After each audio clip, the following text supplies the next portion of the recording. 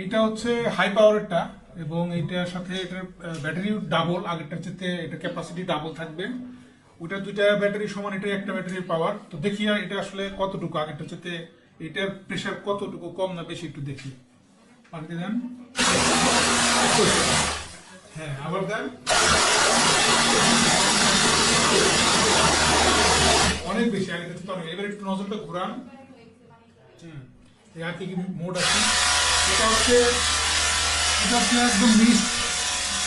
এটা হচ্ছে মিক্সড, যেরকম ধান খেতে বীজ দেওয়ার জন্য বা কীটনাশক দেওয়ার জন্য যেটা স্প্রে, একদম স্প্রে চারদিকে ছড়িয়ে দেয়। আগেরটার মধ্যে কিন্তু এই ফিচারটা ছিল না। এটা কিন্তু নজল চেঞ্জ করতে হয় না, নজল ঘুরে ঘুরে মাল্টিপল নজল ইউজ করা যায়। দেন আবার এটা হচ্ছে নিচের দিকে যাবে।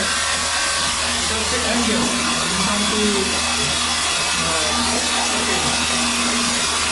ওকে 45 বা 50 ডিগ্রির মতো অ্যাঙ্গেল করে যায়।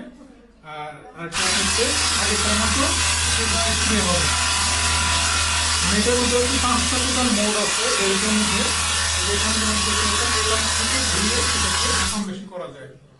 তো আমরা আবার একটু মোড চেঞ্জ করে নিই, দেখি। এটা হচ্ছে লাস্ট মোড।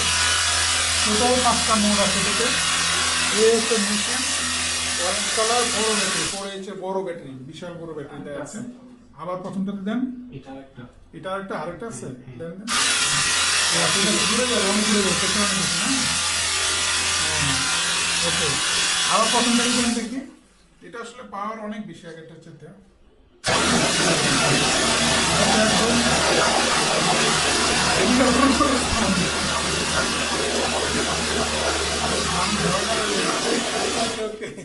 এটা একদম হেলিকপ্টার যেরকম ভব করে সাউন্ড হচ্ছে, এরকম সাউন্ড হচ্ছে এটাতে।